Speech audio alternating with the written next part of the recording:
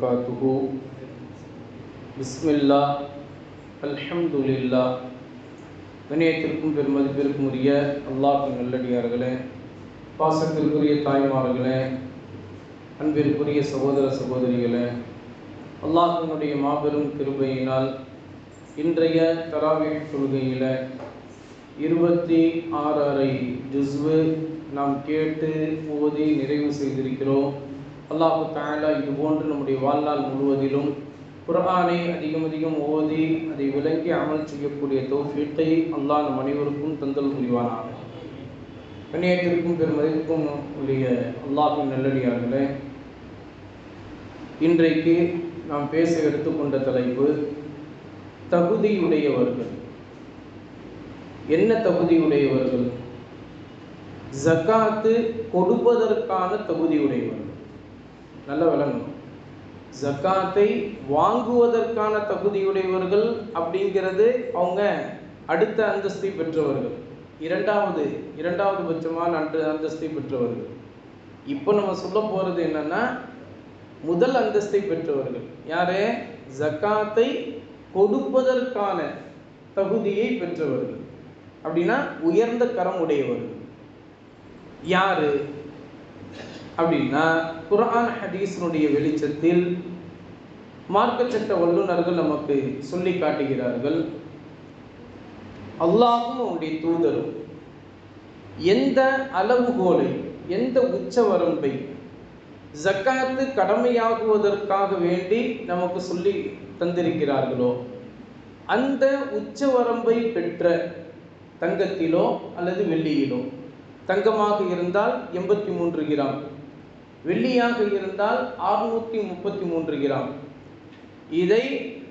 இந்த அளவை எந்த ஒரு மனிதர் தனக்கு சொந்தமாக ஆக்கி கொண்டு ஒரு வருடம் முழுவதும் அதை தங்களினுடைய கையிலேயே அதை வைத்து அவர் பயன்படுத்திக் கொள்கிறார் என்றால்,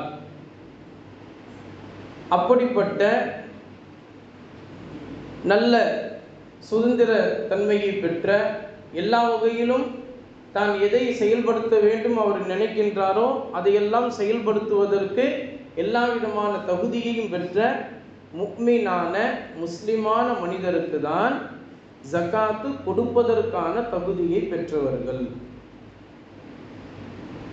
இவங்க அல்லாம மற்ற எல்லாருமே ஜகாத்து கொடுப்பதற்கான தகுதியை பெற்றவர்கள் அல்ல. சரி, அவங்க நடுத்தரமாக வாழக்கூடியவர்கள் ஜக்காத்தை கொடுப்பதற்கு ஆசைப்படுறாங்க. நானும் ஜக்காத்தை கொடுக்கணும்னு ஆசைப்படுறேன், அவங்கெல்லாம் ஜக்காத்தை கொடுக்கணும்னு இருக்கிறாங்கல்ல, அவங்க கொடுக்குற மாதிரி நானும் எல்லாருக்கும் ஒரு 10 பேருக்கு நானும் உதவி செய்யணும்னு நான் விரும்புகிறேன் அப்படின்னு சொன்னால், அந்த மாதிரி நடுத்தரமான அந்தஸ்து உடையவர்கள், வசதி வாய்ப்பை பெற்றவர்கள், இந்த அளவுக்குண்டான அளவு அவங்கள்ட்ட இல்லை. 83 கிராம் தங்கம்லாம் இல்லை அவங்கள்ட்ட இருக்கிறது ஒரு 70 கிராம் தங்கம் இதுதான் இருக்குது. அதே மாதிரி 633 கிராம் வெள்ளியெல்லாம் அவங்கள்ட்ட இல்லை. அவங்கள்ட்ட இருக்கிறது ஒரு 500 கிராம் வெள்ளி தான் இருக்குது. இதுதான் நடுத்தரமாக இருக்கக்கூடிய வசதி வாய்ப்பை பெற்றவர்கள். இவங்க கொடுக்கணும்னு விரும்புகிறாங்க. கொடுக்கலாமா? தாராளமாக கொடுக்கலாம். ஆனால் உங்களுக்கு கடமை அல்லாஹ்வும் ரசூலும் உங்களுக்கு ஜக்காத்து கொடுக்கணும் கடமையெல்லாம் ஆக்கலை. நீங்களாக அந்த கடமையை செய்ய வேண்டும் என்று உங்களுக்கு நீங்களே அதை நிர்பந்தமாக்கி கொண்டீர்கள். உங்களுடைய விருப்பத்தின் அடிப்படையில் கொடுக்கலாமா? தாராளமாக கொடுக்கலாம். நன்மை கிடைக்குமா? அதிகபட்சமான நன்மையே உங்களுக்கு உண்டு. ஏன்னா ஜக்காத்து கடமையானவங்களே இன்னைக்கு கொடுக்கணுங்கிறதுக்கு யோசித்து கொண்டு இருக்கும்போது, ஜக்காத்தே கடமை இல்லாத நீங்கள் கொடுக்கணும்னு விரும்புகிறீங்கன்னா அது அல்லாஹ் தஆலா மனமுவந்து வரவேற்பான். அதனால் அவங்க கொடுக்கறது ஒன்றும் தப்புலாம் இல்லை, கொடுக்கலாம். ஆனால் தன்னைத்தானே அவர்கள் வருத்தி கொள்ளக்கூடாது. இது நம்ம அயப்பாக்கத்தை சார்ந்த, நம்ம ICF காலனியை சார்ந்த ஒரு சில தாய்மார்கள் நம்ம இடத்துல இந்த மாதிரி ஒரு கேள்வி கேட்டாங்க. என்ன கேள்வி கேட்டாங்கன்னா, ஹஸரத், அதாவது எனக்கு சில கடன் பிரச்சனைகள்லாம் இருக்குது. அது எப்படிப்பட்ட கடன் பிரச்சனைனா ரொம்ப தலைக்கு மேலே வந்துருச்சு. அந்த கடனை அடைக்கிறதுக்கு நான் வந்து ஒரு சில வசதி படைத்த என்னுடைய சகோதரிகளான பெண்மணிகள்கிட்ட நான் சொல்லியிருந்தேன். அவங்களும் வந்து அவங்களுடைய ஜக்காத்து காசை எனக்கு கொடுத்துட்டாங்க. நான் வந்து இப்போ எனக்கு உரிய ஜக்காத்தை நான் கொடுக்கலாமா அப்படின்னு கேட்டாங்க. நான் சொன்னேன், உங்களுக்கு ஜக்காத்தே கடமையே இல்லைம்மா. நீங்கள் கடன் அடைக்கிறதுக்காக வேண்டி தானே இன்னொருத்தட்ட அவங்களுடைய ஜக்காத்து காசை வாங்கி நீங்கள் உங்களுடைய கடன் அடைக்கணும்னு கேட்டிருக்கீங்க. உங்களுக்கு ஜக்காத்து கடமையே இல்லை, நீங்கள் எப்படி ஜக்காத்தை கொடுப்பீங்க? உங்களுக்கு கொடுக்கப்பட்ட அந்த ஜக்காத்துடைய பணம் உங்களுடைய கடனை அடைப்பதற்காண்டி கொடுக்கப்பட்ட பணம். அது நீங்கள் உங்களுடைய ஜக்காத்தை நிறைவேற்றணும் அப்படின்ட்டு நீங்கள் அதை எடுத்துக்கொள்ளக்கூடாது. அப்படின்னா நீங்கள் வந்து முதல்ல அந்த ஜக்காத்துக்குரிய காசையும் வாங்கியிருக்கக்கூடாது அப்படின்ட்டு நம்ம அவங்களுக்கு அந்த விளக்கத்தை சொன்னோன்னு தான் அவங்களுக்கு அப்படியா சார்? ஆமாம், அதுதான் விஷயம். அப்போ ஜக்காத்துக்கு கடமையானவர்கள் தங்கமாக இருந்தால் 83 கிராம், வெள்ளியாக இருந்தால் 633 கிராம். அதுலேயும் வந்து இன்றைய கால மார்க்க சட்ட வல்லுநர்கள் சொல்கிறாங்க, தங்கத்தினுடைய அளவை பார்த்தா ஒவ்வொரு காலகட்டத்திலையும் ஏறிக்கொண்டே போகுது. இப்போ எனக்கெல்லாம் வந்து நிக்காக ஆகும்போது நான் வந்து 13,500 500 ஒரு சவரன் மகர் வாங்கி என்னுடைய நிக்காக முடித்தேன்னு வைங்களேன். இப்போ ஒரு சவரன் எவ்வளோங்க? 67,000 ஒரு சவரன். 13,500 இருந்தது 2009. இப்போ 2025 67,000. பார்த்துக்கோங்க அப்போ எந்த அளவுக்கு உயர்ந்து இருக்குது. அதனால் மார்க்கெட் சட்ட வல்லுநர்கள் சொல்கிறாங்க, தங்கத்தை இப்போ கணக்கிட்டா யாருமே ஜக்காத்து கொடுக்கணும்னு வரமாட்டாங்க. அதனால நீங்கள் வந்து வெள்ளியுடைய அளவையே வந்து எல்லாத்தையும் சொல்லுங்கள். வெள்ளி வந்து என்றைக்குமே குறைஞ்சி தான் இருக்கும். வெள்ளியினுடைய அளவு என்றைக்குமே குறைஞ்சி தான் இருக்கும். அதனால் வெள்ளியினுடைய அளவுக்கு இப்போ இந்த கால சூழ்நிலையில் ஒரு மனிதர் 11,000 அவர் வந்து 2025 ஜனவரியில் அவருக்கு 11,000 அவருக்கு வந்துச்சு. அவர் பேங்க்கில் போட்டு சேஃப்டியாக வச்சுருக்கிறார். அப்படின்னா 2026 ஜனவரி மாதத்தில் தான் அவருக்கு ஜக்காத்தை கடமையாகுது. அவருக்கு இப்போல்லாம் ஜக்காத்தே கடமை இல்லை. அவருக்கு எப்போ கடமை? ஜனவரி 2026. அப்போ ஜனவரி 2026 ஜனவரியில் கடமையாகணும்னா அவர் என்ன செய்யணும்? அதிலிருந்து 2.5% அவர் கணக்கு போட்டு கொடுத்துடணும். இதை வந்து மைனூட்டாக கரெக்டான ஒரு கணக்கு சொல்லுங்க ஹசரத் அப்படின்னு கேட்கலாம். கரெக்டான கணக்கெல்லாம் சொல்ல முடியாது. ஏன்னா தங்கம் வெள்ளியினுடைய அந்த தராதரம் வந்து ஒவ்வொரு நாளும் ஏறிக்கொண்டே போகுது, இறங்கி கொண்டே போகுது. சென்செக்ஸ்னால நீங்கள்லாம் பார்ப்பீங்க இல்லையா? நீங்கள் தான் எல்லாம் வியாபாரத்தினுடைய பெரிய தொழிலதிபர்கள் தானே. ஒவ்வொரு நாளுமே அதை வந்து பார்த்து கொண்டு இருக்கும். உங்களுக்கு அந்த கணக்கு தெரியும். அதனால் அது வந்து எப்போதுமே ஒரே நேரத்தில் ஒரே மாதிரியான அளவில் எப்போதுமே இருக்காது. கூடிக்கொண்டே போகும் அல்லது குறைந்து கொண்டே போகும் இல்லையா? அதனால் அந்தந்த கால சூழ்நிலைக்கு தோதுவாக எப்படி அதை கணக்கிட்டு நாம் 2.5% கொடுக்க வேண்டுமோ அப்படி நாம் கொடுக்கறது தான் ஜக்காத்து கடமையானவர்கள் செய்ய வேண்டிய கட்டாய கடமை. இதை சொல்லிட்டு மார்க்க சட்ட வல்லுநர்கள் நமக்கு சொல்லி காட்டுறாங்க. இப்போ ஒரு மனிதர் அவருடைய மனைவி அணியக்கூடிய நகை இருக்குது. அவருடைய மனைவி அணியக்கூடிய நகை அவங்களுடைய மனைவி வந்து 83 கிராம் அணியக்கூடிய நகை வச்சிருக்கிறார். இப்போ ஜக்காத்து கடமையா? அணியக்கூடிய நகைக்கு ஜக்காத்து கடமை அல்ல. அணியக்கூடிய நகை 83 கிராம் அது இருந்தாலும் ஜக்காத்தினுடைய அளவு தான் என்று இருந்தாலுமே அணியக்கூடிய நகைக்கு ஜக்காத்து கடமை அல்ல. அதுவே வந்து ஒரு பெண்மணி அவங்க எப்போ பார்த்தாலும் காதில், மூக்கில், அதுக்கப்புறம் கையில், அதுக்கப்புறம் இடுப்பில், அதுக்கப்புறம் காலில் எல்லாம் பார்த்தீங்கன்னா 200 கிராம், எப்போ பார்த்தாலும் எந்த நிகழ்ச்சிக்கு போனாலும் 200 கிராம் தங்க நகை அப்படியே அணிஞ்சிட்டு வராங்க. இப்போ இவங்களுக்கு ஜக்காத்து கடமையா? அணியக்கூடிய நகை தான் ஜக்காத்து கடமையா? ஜக்காத்து கடமை. ஏங்க, அணியக்கூடிய நகைக்குன்னு ஒரு வரம்பு இருக்குல்ல, நமக்கே தெரியும்ல. என்னடா இந்த பொம்பளை இப்படி போட்டு வந்துருங்க அப்படின்னு நம்ம நினைப்போம் இல்லையா? அப்போ அது வந்து அதிகப்படியான நகை. அது அணியக்கூடிய நகையில் கட்டுப்படாது. அணியக்கூடிய நகைனா பொதுவாக சாதாரணமாக ஒரு பெண்மணி எந்த அளவுக்குண்டான நகையை அணிஞ்சா நம்ம பார்த்து ரசிப்போமோ, அதாவது நம்மளுடைய அவங்கவுங்களுடைய மனைவியை சொல்கிறேன், நீங்கள் பார்த்துக்கு வேற அந்நிய பெண்கள் நினைக்கக்கூடாது. அவங்கவுங்களுடைய மனைவியை எப்படி அணிஞ்சு நீங்கள் பார்த்தா ரசிப்பீங்களோ அதுதான், அந்த அளவு தான் வந்து அணியக்கூடிய நகை. அதை விட அதிகப்படியாக நீங்களே பார்த்து என்ன இப்படி போட்டு வந்திருக்க, கொஞ்சத்தை கழட்டி வை அப்படின்னு நம்ம சொல்கிறோன்னா அப்போ அதிகப்படியான நகைன்னு அர்த்தம். அதற்கு தான் ஜக்காத்து கடமை உண்டு. அது எவ்வளவு இருக்கிறதோ, அது எவ்வளவு இருந்தாலும் சரி, அந்த அதிகப்படியான அந்த இதற்கு தான் ஜக்காத்து கடமை. அணியக்கூடிய நகைக்கு ஜக்காத்து கடமை அல்ல. இப்போ ஒருத்தர் இல்லைங்க நானும் ஜக்காத்து கொடுக்கணும்னு ஆசைப்படுறேங்க, அணியக்கூடிய நகையாக இருந்தாலும் நானும் கொடுக்கணும்னு ஆசைப்படுறேன் அப்படின்னா கொடுக்கலாம், ஒன்றும் பிரச்சனை இல்லை. ஆனால் உங்களுக்கு கடமை இல்லை. நீங்களா விருப்பப்பட்டு அதை உங்களுக்கு நீங்களே அதை நிர்பந்தமாக ஆக்கிக் கொள்கிறீர்கள் என்றால் அது உங்களுடைய விருப்பத்தை சார்ந்தது. அதற்கு அதிகப்படியான நன்மையும் உண்டு. ஆனால் மார்க்கம் உங்களுக்கு கடமையாக்கலை அப்படிங்கிறத இந்த நல்ல நேரத்தில் நாம் புரிந்து வைத்துக் கொள்ள வேண்டும். அதன் பிறகு முக்கியமாக இந்த ஒரு வருடம் அப்படிங்கிறது ஒரு வருடம் முழுமையாக அவங்க கையிலேயே இருக்கணும். இப்போ ஜனவரி 2025 மே மாதம் வரைக்கும் அவங்க கையில் வச்சிருந்தார். அந்த இவர் என்ன பண்ணார், மே மாதம் முடிஞ்சோன்னு ஜூன் மாதத்தில் அதை எடுத்து வியாபாரத்தில் போட்டார். எது வரைக்கும் வியாபாரத்தில் போட்டார் அப்படின்னா ஜூலை, அதுக்கப்புறம் ஆகஸ்ட்டு, செப்டம்பர் 3 மாதம் வரைக்கும் வியாபாரத்தில் இருக்குது. அக்டோபரில் அவர் கையில் திருப்பி வருது. அந்த போட்ட நகை, வியாபாரத்தில் போட்ட நகை அப்படியே அவர் கையில் திரும்பி வருது. இப்போ 3 மாதம் இடையில அவர் கையில் அந்த நகை இல்லை. இப்போ ஜனவரி 2026 வரும்போது இப்போ ஒரு வருஷம் பரிபூர்ணம் ஆயிடுச்சுல. இப்போ 3 மாதம் அவருக்கு வந்து இடையில இல்லை அவர் கையில். இப்போ இவருக்கு ஜக்காத்து கடமையா?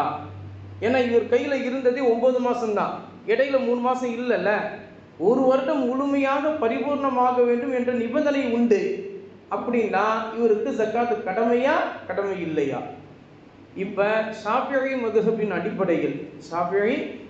அடிப்படையில் சொல்கிறாங்க ஜக்காத் இவருக்கு கடமை இல்லை.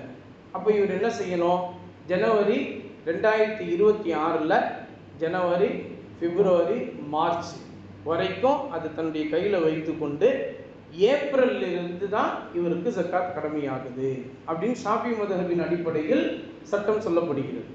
ஹனபி மதுஹபின் அடிப்படையில் நீங்கள் இடையில வியாபாரத்தில் போட்டாலும் சரி, அல்லது வேறு எங்கேயாவது நீங்கள் போய் வச்சுக்கிட்டாலும் சரி, அல்லது பேங்க் லாக்கரில் போய் நீங்கள் வச்சுருந்தாலும் சரி, எப்படியோ ஆக மொத்தம் ஜனவரி 2025 உங்கள் கையில் அது இருக்குது.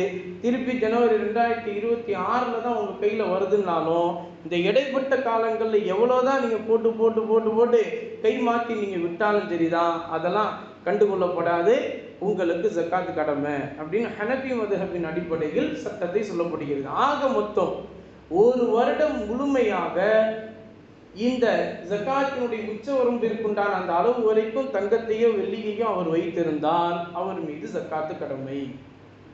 இப்போ ஒருத்தர் வியாபார பொருளை வச்சிருக்கிறார், அவர்கிட்ட தங்கமும் வெள்ளியும் இல்லை, வியாபார பொருள் மட்டும் 10 லட்ச ரூபாய்க்கு வச்சிருக்கிறார். 10 லட்ச ரூபாய்க்கு நம்ம நகையை வாங்க போனால் எவ்வளோ சவரங்க வாங்கலாம் உங்களுக்கே கணக்கு தெரியும். அந்த 83 கிராமை விட அதிகமாகவே வாங்கலாம் இல்லையா? ஆனால் அவர்கிட்ட தங்கமோ வெள்ளியோ பொருளாகவே எதுவுமே இல்லை, அவர்கிட்ட இருக்கிறது தான் வியாபார பொருள் தான் இருக்குது. இவருக்கு ஜக்காத்து கடமையா அப்படின்னு கேட்டால் இப்போ இதற்கு மார்க்க சட்ட வல்லுநர்கள் நமக்கு சொல்லி காட்டுறாங்க என்னன்னா, வியாபார பொருளில் ஜக்காத்து கடமை இல்லை. எப்போதுமே எந்த வியாபார பொருளாக இருந்தாலும் ஜக்காத்து கடமையாகாது. ஆனால் அந்த வியாபார பொருளை தங்கமாக வெள்ளியாக பாவித்து, நல்லா கவனிக்கணும், அந்த வியாபார பொருளை தங்கமாக வெள்ளியாக பாவித்து, அந்த வியாபார பொருள் 10 லட்ச ரூபாய்க்கு இருந்தால் 10 லட்ச ரூபாய்க்கு நம்ம தங்கத்தை வாங்க போகிறதா இருந்தால் அந்த தங்கம் எவ்வளவு நமக்கு கிடைக்குமோ அந்த தங்கத்தினுடைய அளவு 83 கிராமை விட அதிகமாக இருக்குது அப்படின்னா அப்போ இவர் மீது ஜக்காத்து கடமை. இந்த அடிப்படையில் தான் வியாபாரிகளுக்கு, வியாபார பொருளை வைத்திருப்பவர்களுக்கு நம்ம ஜக்காத்து கடமை அப்படின்னு நம்ம சொல்கிறோம். அவர் வைத்திருக்கக்கூடிய வியாபார பொருளில் ஜக்காத்து கடமை இல்லை, ஆனால் அவர் செய்யக்கூடிய அந்த வியாபாரத்தில் ஜக்காத்து கடமையாக ஆகிறது என்று மார்க்க சட்ட வல்லுநர்கள் சொல்லி காட்டுகிறார்கள். இது அல்லாமல் சிறுவர் சிறுமியர்களுக்கு அல்லது மூளை உடைய விஷயத்தில் அறிவு குறைவானவர்கள், குறைமதியாளர்களுக்கு, அதாவது பைத்தியம் போல இருக்கக்கூடியவர்களுக்கு, ஒரு சில பேர் அப்படிலாம் இருப்பாங்க இல்லையா. ஆனால் அவங்களுக்கு பார்த்தீங்கன்னா நிறைய சொத்துக்கள் அவங்க மேலே இருக்கும். நிறைய சொத்துக்கள் வச்சுருப்பாங்க, 4-5 பங்களா அவங்க வச்சுருப்பாங்க, 4-5 கார் வச்சுருப்பாங்க. ஆனால் பார்த்தா பைத்தியக்காரங்க மாதிரி இருப்பாங்க. அவங்களுக்கு பொறுப்பாளர்கள் தான் அவங்கள பார்த்து, அவங்கள எல்லா விதத்துலையும் அவங்கள பார்த்து என்ன செஞ்சுருப்பாங்க, அனுசரித்து அவங்கள பராமரிச்சுட்டு இருப்பாங்க. இப்போ இது போன்ற சிறுவர் சிறுமியருக்கு உள்ள சொத்துக்கள், அதே மாதிரி பைத்தியக்காரர்கள், அது அறிவில் குறைமதியாளர்கள், இவர்களுக்கு இருக்கக்கூடிய சொத்துக்கள்ல இவர்கள் மீது ஜக்காத் கடமையான்னு கேட்டால் இவங்க மீது ஜக்காத்து கடமை இல்லை. ஆனால் இவங்களுக்கு பொறுப்பாளியாக இருக்கக்கூடிய தாய் தந்தையர் அல்லது பொறுப்பாளியாக யார் இருக்கிறாங்களோ அவர்கள் மீது ஜக்காத்து கடமை. அவங்க தான் அந்த பொருளுக்குண்டான அந்த ஜக்காத்தை இவங்களுடைய பேரில் அவங்க ஜக்காத் அதை கொடுக்க வேண்டும் என்று மார்க்க சட்ட வல்லுநர்கள் சொல்லிவிட்டு நமக்கு இந்த காலகட்டத்துக்கு ரொம்ப தோதுவான ஒரு விஷயத்தை சொல்கிறாங்க. என்னன்னா, கடனாளிகள் ஜக்காத்தை கொடுக்க வேண்டுமா, ஜக்காத்து கடமையா? இன்னைக்கு பார்த்தா 100 ரூபா சம்பாதிக்கிறவன் 1000க்கு கடன் வச்சிருக்கான், 1000 ரூபா சம்பாதிக்கிறவன் 10,000க்கு கடன் வச்சிருக்கான். இப்படியே அடுக்கி கொண்டே போகலாம் இல்லையா? இன்னைக்கு கடன் இல்லாதவர்கள் யாருமே கிடையாது. இன்னைக்கு உலகமே கடனை கொண்டு தான் இயங்கி கொண்டு இருக்கிறது, இல்லைங்கச்சா? ஆனால் பார்த்தா பெரிய பெரிய ஆட்கள்லாம் கடன் வாங்கி வச்சிருப்பானுங்க. பெரிய பெரிய ஆட்கள்லாம் கடன் வாங்கி வச்சிருப்பாங்க. கடனை பார்த்தீங்கன்னா அந்த அளவுக்கு இந்தியாவு மேலே அவ்வளோ பெரிய கடன் இருக்கும். ஆனால் பெரிய பணக்காரவங்களாம் இருப்பாங்க. இப்போ இவங்க மீது ஜக்காத்து கடமையா அப்படின்னா, இவங்க முதல்ல கடனாளியே கிடையாது, இவங்க ஏமாத்துறவங்க. இவங்க யாரு? ஏமாத்துறவங்க. உலகத்தையும் ஏமாற்றக்கூடியவர்கள், அவர்களை படைத்த அல்லாஹ்வையும் ரசூலையும் ஏமாற்றக்கூடியவர்கள். இவங்க ஏமாற்று வேலை செய்யக்கூடியவங்களை தவிர இவங்க கடனாளிகள் கிடையாது. கடனாளினா யார் தெரியுமா? அவரால் எழுந்திருச்சு செய்யவே முடியாது, எதையுமே செயல்படுத்த முடியாது. இந்த பக்கம் பார்த்தா அப்படியே குழியில் போய் விழுந்துற மாதிரி இருக்கும், இந்த பக்கம் எழுந்திருக்கலான்னு பார்த்தா அந்த பக்கம் போய் அவரை முடக்கிற மாதிரி இருக்கும். இப்படிப்பட்டவர் தான் கடன் சுமை உள்ளவர். அவர் இந்த கடனை அடைக்கலைன்னா அவருடைய உயிரே போயிடும். அவர் இந்த மாதிரியான கடனை அடைக்கலைன்னு சொன்னால் அவருக்கு வாழவே முடியாது. அப்படிப்பட்ட கடன் சுமை உள்ளவர்களை மட்டும்தான் மார்க்கம் கடனாளிகள் என்று சொல்கிறது. மற்றபடி ஏமாற்றக்கூடியவர்களை எல்லாம் வைத்து கடனாளிகள் என்று சொல்வது கிடையாது. சரி, ஆக மொத்தம் ஒரு கடனாளி ஜக்காத்து கொடுக்க வேண்டுமா? அவர் பெரிய வியாபாரியாக இருக்கிறார், பெரிய வியாபாரியாக இருக்கார்.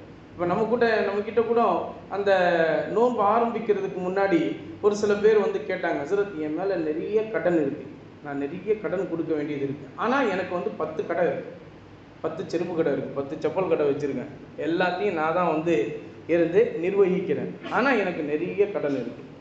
சரிங்க, நிறைய கடன் இருக்குது, ஆனால் 10 கடை வச்சுருக்கிறீங்க. சரி, இந்த கடனை நீங்கள் அடைச்சிருவீங்கன்னு சொல்கிறீங்களா அல்லது அடைக்கவே முடியாதுன்னு சொல்கிறீங்களா? இந்த 10 கடை நடத்தி கடனையும் அடைப்பேன், என்னுடைய தேவைகளையும் நான் நிறைவேற்றுவேன், மற்ற விஷயங்களையும் நான் செய்வேன் அப்படின்னு நீங்கள் சொல்கிறீங்களா? இல்லை, இந்த 10 கடை நான் நடத்தினாலும் என்னுடைய கடனை நான் அடைக்கவே முடியாது அப்படின்னு சொல்கிறீங்களா? இந்த 2 ஆப்ஷனில் என்ன? இல்லை, 10 கடை நடத்தி நான் கடனை அடைச்சிடுவேன், அப்படின்னா நீங்கள் ஜக்காத்து கொடுக்கணும். அப்படின்னா நீங்கள் ஜக்காத்து கொடுக்கணும். இல்லை, 10 கடை நடத்தியும் என்னால் கடனை அடைச்சிட முடியாது அப்படின்னா ஜக்காத்து கடமை இல்லை. எப்போ அந்த சூழல் உங்களுக்கு மாறுகிறதோ, ஏன்னா எல்லா நேரத்திலும் அதே மாதிரி சூழல் இருக்காதுல்ல. 10 கடை வச்சிருக்காரு இல்லையா, ஒரு 6 மாதம் அந்த மாதிரி ஒரு நெருக்கடி இருந்தாலும் அதற்கு பிறகு அந்த நெருக்கடி நீங்கிரும் இல்லையா? எப்போ நீங்குகிறதோ அப்போ அவர் மீது ஜக்காத்து கடமை. எப்போ அவர் நீங்குகிறதோ அப்போ அவர் ஜக்காத்து கடமை. சரி, இவர் ஜக்காத்து வாங்குவதற்கு தகுதியானவரா? இப்படிப்பட்ட ஒருத்தர் 10 கடை நடத்தி கடனை உடனே அடைக்க முடியாது, அந்த மாதிரி நெருக்கடி உள்ளவர், இவர் ஜக்காத் வாங்குவதற்கு தகுதியானவரா அப்படின்னா ஜக்காத் வாங்குவதற்கு தகுதியானவர். ஏன்னா இவர் ஒரு கடனாளி, ஏன்னா நெருக்கடி இருக்குது, அந்த ஒரு 6 மாதத்துக்கு நெருக்கடி, இவரே எழுந்திருக்க முடியாத அளவுக்கு நெருக்கடி அப்படின்னு சொல்லும்போது இவர் 10 கடை நடத்தினாலும் சரிதான், இவர் கடனாளி தான். ஆனால் அந்த சூழல் எனக்கு தேவையில்லை, நான் போய் இன்னொருத்தவங்களுடைய ஜக்காத்தை போய் நான் வாங்கக்கூடாது, அது ரொம்ப பெரிய கேவலம் அப்படின்னு அவர் நினைக்கிறாரு. அப்படின்னா தாராளமாக ஜக்காத்தை வாங்குவதற்கு அவர் முற்படக்கூடாது.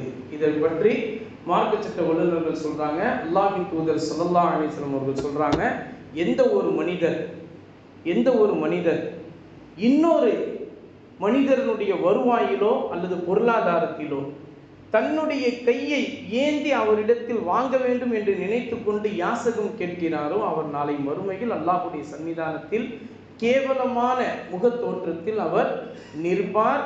எல்லோருக்கும் முன்னிலையில் அவர் கேவலப்படுத்தப்படுவார். அவருடைய முகத்தில் கருப்பு வடுக்கள் அதிகமாக இருக்கும். யாசகம் கேட்கக்கூடியவர். அதனால யாருமே அப்படிப்பட்ட நபர்களாக ஆகிவிடக்கூடாது. அல்லாஹ் நம் அனைவரையும் காப்பாற்றி அருள் புரிவானாக. வாழும் காலமெல்லாம் நம் அனைவருடைய கரங்களையும் உயர்ந்த கரங்களாக ஆக்கி அருள் புரிவானாக. வாழும் காலமெல்லாம் பிறருக்கு உதவி செய்யக்கூடிய தயால மனப்பான்மை உள்ளவர்களாக அல்லாஹ் தஆலா ஆக்கி அருள் புரிவானாக.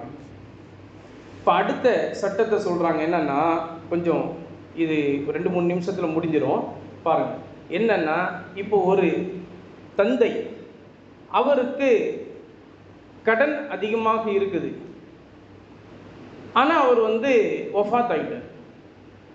இப்போ அவர் பெற்ற பிள்ளை செல்வங்கள் தான் அவர் வஃபாத் ஆன பிறகு தஃபனு எல்லாமே மௌத்துக்குண்டான அந்த எல்லா விஷயங்களும் செய்கிறாங்க எல்லாம். இப்போ தந்தையின் மீது இருக்கக்கூடிய அந்த கடனை மகன் அடைக்க வேண்டுமா? ஆம், மகன் அடைக்க வேண்டும். மகனின் மீது தான் அது கட்டாய கடமையாக அது ஆகின்றது. தந்தை வாங்கிட்டு வச்சுட்டு போயிட்டாருங்க, மகன் என்னங்க பண்ணுவார்? இல்லை, தந்தைக்கு தான் நீயும் சொந்தம், நீ சம்பாதித்ததும் சொந்தம். தந்தைக்கு தான் நீங்களும் சொந்தம், நீங்கள் சம்பாதித்ததும் தந்தைக்கு தான் சொந்தம். தந்தை இல்லாமல் நீங்கள் வந்துட்டீங்களா இந்த உலகத்தில்? தந்தை உங்களை உருவாக்கி விடாமல் நீங்கள் எல்லாத்தையும் சம்பாதிச்சு நீங்களே சேர்த்துக்கிட்டீங்களா? இல்லையே.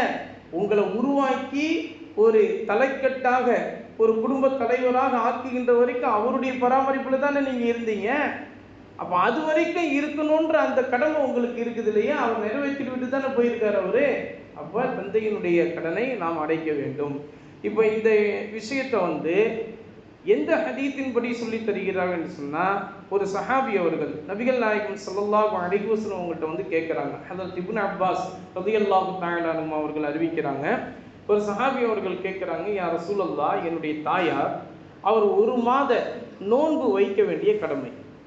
இப்படி கடமையான நோன்பு அவர் வைக்கக்கூடிய இந்த சூழலில் என்னுடைய தாயார் வஃபாத் ஆகிட்டாங்க, நான் அந்த நோன்பை கலா செய்யலாமா அப்படின்னு கேட்குறாங்க. அப்போ நபி ஸல்லல்லாஹு அலைஹி வஸல்லம் சொல்கிறாங்க, உன்னுடைய தாயார் கடன் ஊர் சுற்றி கடன்லாம் வாங்கிட்டு கடனை தன் மீது வச்சுட்டு அவங்க வஃபாத் ஆகிட்டாங்கன்னா அந்த கடனை நீ அடைக்க வேண்டுமா வேண்டாமா? ஆமாம் யா ரசூலல்லாஹ், நான் தான் அடைக்கணும், என்னுடைய தாயார் பட்ட கடனை நான் தான் அடைக்கணும். அப்படின்னா தாராளமாக அவங்க நோன்பு வைக்காமல் விட்டு சென்ற அந்த நோன்பை நீங்கள் தாராளமாக வைத்து கலா செய்யலாம்.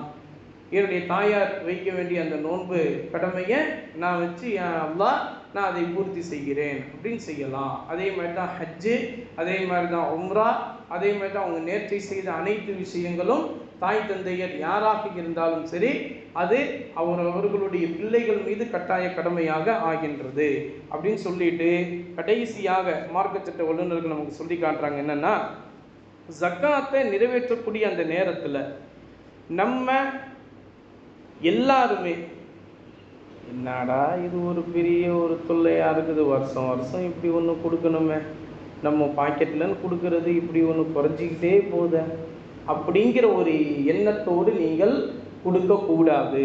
ஏனென்றால் ஜக்காத்து உங்கள் மீது கட்டாய கடமை. அல்லாஹ் உங்களுக்கு கொடுத்த அந்த ரிஸ்க்கு அல்லாஹ் கொடுக்கும்போது சந்தோஷமாக தானே பெறுகிறீர்கள். அல்லாஹ் கொடுத்த அந்த கடமையான அந்த ரிஸ்க்கை நீங்கள் உங்களுடைய சகோதரர்களான ஏழைகளுக்கு, தேவையுடையவர்களுக்கு கொடுக்கும்போது ஏன் அழுது கொண்டே கொடுக்கின்றீர்கள்? அதைத்தான் அல்லாஹு தஆலா கூறி காட்டுகிறான். நீங்கள் கொடுக்குற விஷயத்தை முஹ்லிஸீன லஹுத்தீன், மனமுவந்து கொடுப்பதற்கு முயற்சியுங்கள். மனமுவந்து கொடுக்கக்கூடியவர்களோடு அல்லாஹு தஆலா இருக்கின்றான் என்பதாக அந்த வசனத்தில் சொல்லித்தரப்படுகிறது. சொல்லித்தந்துட்டு இப்போ ஒருத்தருக்கு ஜனவரி 2025 1ஆம் தேதி கடமையாகுது அப்படின்னு வைங்களேன். இப்போ இவர் 3 மாதம் தள்ளி நான் கொடுக்கலான்னு விரும்புகிறேங்க, 3 மாதம் தள்ளி நான் கொடுக்கலான்னு விரும்புகிறேன் அப்படின்னு சொல்லி தள்ளி போட்டு இவர் கொடுக்கலாமா? இப்போ நம்மெல்லாம் வந்து என்ன செய்கிறோம் அப்படின்னு சொன்னால், ரம்ஜான் மாதம் வரைக்கும் நம்ம என்ன செய்கிறோம், வெயிட் பண்ணிவிட்டு ரம்ஜான் மாதம் வந்தோன்னே அந்த ஜக்காத்துடைய காசை நம்ம கொடுத்துட்றோம் இல்லையா? அப்படி வெயிட் பண்ணி கொடுக்கலாமா? இல்லை. ஜக்காத் உங்களுக்கு எந்த நாளில் எந்த நேரத்தில் கடமையாகிறதோ அந்த நாளில் அந்த நேரத்திலேயே அதை நிறைவேற்றி விடுவது தான் உங்கள் மீது கட்டாய கடமை. ஆனால் ஒருவேளை இப்படி இருக்கு என்னன்னா, அந்த ஜக்காத்து கடமையாகுவதற்கு முன்பே 1 மாதத்திற்கு முன்பே கொடுத்து விடுவதும் தாராளமாக கொடுத்து விடலாம். ஆனால் ஜக்காத்து கடமையான அந்த நாள் அந்த நேரத்தை கடந்து 1 நிமிடம் கூட தாமதமாக நாம் கொடுத்து விடக்கூடாது. அது மிகப்பெரிய நம்முடைய ரிஸ்கில் பரக்கத்தற்ற தன்மையை அது ஏற்படுத்திவிடும்.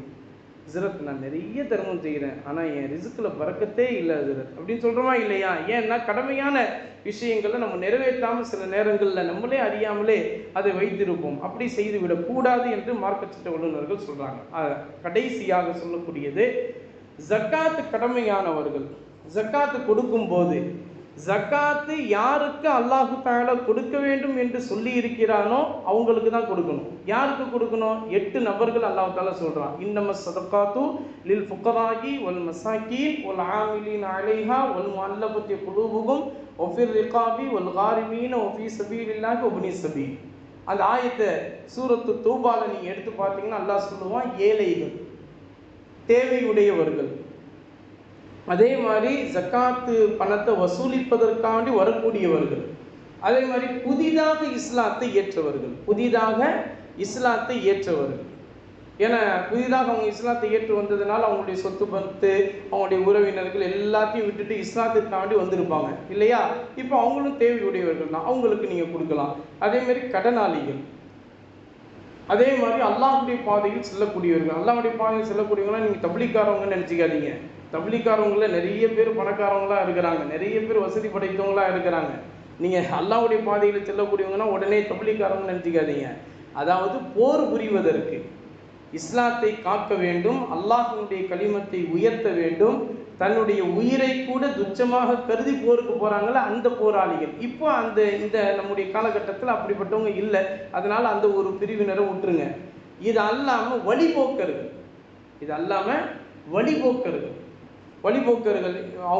அவங்க ஊரில் பெரிய பணக்காரங்களாக இருந்திருப்பாங்க.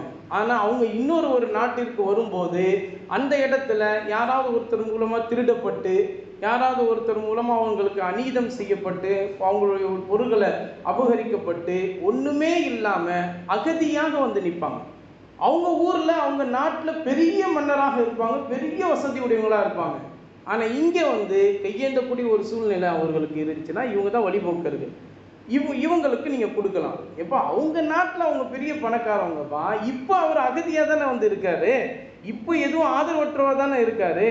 இல்லை, அவர் ஊரில் பெரிய பங்களாவே இப்போ அவர் எப்படி இருக்காரு? பெரிய பங்களாலையா இருக்காரு? நடுத்தெருவில் அவர் நின்றுட்டு இருக்கார். நடுத்தெருவில் நின்றுக்கிட்டு இருக்கிறவரை கூப்பிட்டு, நீ உன் ஊரில் பெரிய பணக்காரன், உனக்கே நான் கொடுக்கணும் அப்படின்லாம் சொல்லக்கூடாது. வழிபோக்கராக இருக்கிறதுனால அவருக்கு நீங்கள் கொடுக்கணும். இப்படிப்பட்ட 8 நபர்களுக்கு அல்லாஹ் தஆலா கொடுக்க வேண்டும் என்று அந்த வசனத்தை நமக்கு சொல்லி காட்டு. ஃபரீலத்தம் மினல்லாஹ். இந்த 8 பேர் தான் ஜக்காத்தை வாங்குவதற்கு தகுதியுடையவர்கள். இதை சொல்லிட்டு அல்லாஹ் தஆலா சொல்லி காட்டுகிறான், ஜக்காத்து கொடுக்கக்கூடியவர் யாருக்கு அவர் ஜக்காத்து கொடுக்கிறாரோ, ஜக்காத்தை யார் பெற்றார்களோ அவங்க ஜக்காத்து கொடுத்தவர்களுக்கு துவா செய்யணும். என்ன துவா செய்யணும்? அல்லாஹும்ம ஸல்லி அலைஹிம், யா அல்லாஹ் இவருக்கு பரக்கத்தான வாழ்வை தருவாயாக. அல்லாஹும்ம ஸல்லி அலைஹிம், யா அல்லாஹ் இவருக்கு பரக்கத்தான வாழ்வை தருவாயாக அப்படின்னு ஜக்காத்து கொடுத்த நபருக்கு ஜக்காத்து வாங்கிய நபர் துவா செய்ய வேண்டும். விளங்குதுங்களா? ஆனால் நம்ம இன்னைக்கு யாருக்கு கொடுக்குறோமோ அவங்களுடைய துவாவெல்லாம் நம்ம எதிர்பார்க்குறதே இல்லை. டக்குன்னு கொடுத்துட்டு வந்துடும், அப்படி இல்லை. நீங்கள் துவா செய்யுங்க அப்படின்னு நம்ம சொல்லலாம். சொல்கிறதுனால எந்த ஒரு தப்பும் இல்லை. அதே மாதிரி அவங்களும் துவா செய்கிறது ரொம்ப பெரிய ஒரு பரக்கத்து. ஒரு சில நேரங்களில் அவங்களுடைய துவா அல்லாஹ்விடத்தில் உடனடியாக கபூல் செய்யப்படும். ஏன்னா ரொம்ப தேவையுடையவர்களில் அல்லாஹ்வுடைய நெருக்கத்தை தனிமையில் ரொம்ப அதிகப்படியாக அவங்க பெற்றிருப்பாங்க. எப்போ யாருடைய நாவிலிருந்து வரக்கூடிய துவா நம்முடைய வாழ்க்கையில் ரொம்ப முன்னேற்றத்தை கொடுக்கும்னு சொல்ல முடியாது. சில பேர் ரொம்ப நெருக்கமானவங்களாக இருப்பாங்க. அப்போ அவங்களுடைய துவாவை பெறுவது தான் நம் மீது கட்டாய கடமை என்று மார்க்க சட்ட வல்லுநர்கள் கடைசியாக நமக்கு சொல்லி காட்டுகிறார்கள். எனவே எந்த ஒரு விஷயத்தை கேட்டும் அதன்படி வாழ்நாள் முழுவதும் அமல் செய்யக்கூடிய தௌஃபீக்கை அல்லாஹ் நம் அனைவருக்கும் தந்தல் புரிவானாக. நம்முடைய வாழ்நாள் முழுவதும் நம் மீது கடமையான அந்த ஜக்காத்தை முழுமையாக நிறைவேற்றக்கூடிய நன்மக்களாக அல்லாஹு தஆலா நம் அனைவரையும் ஆக்கி அருள் புரிவானாக. அல்லாஹ் நம்முடைய கரங்களை உயர்ந்த கரமுடையவர்களாக அல்லாஹ் நம் அனைவரையும் ஆக்கி அருள் புரிவானாக. வாழ்க்கையின் எந்த தருணத்திலும் அல்லாஹ்வை தவிர்த்து வேறு எவரிடத்திலும் கையேந்தாமல் அல்லாஹ் நம்மையும் நம்முடைய சாலிஹான பிள்ளை செல்வங்களையும் நம்முடைய சாலிஹான மனைவி மக்கள் உற்றார் உறவினர்கள் அனைவரையும் அல்லாஹு தஆலா பாதுகாத்து அருள் புரிவானாக.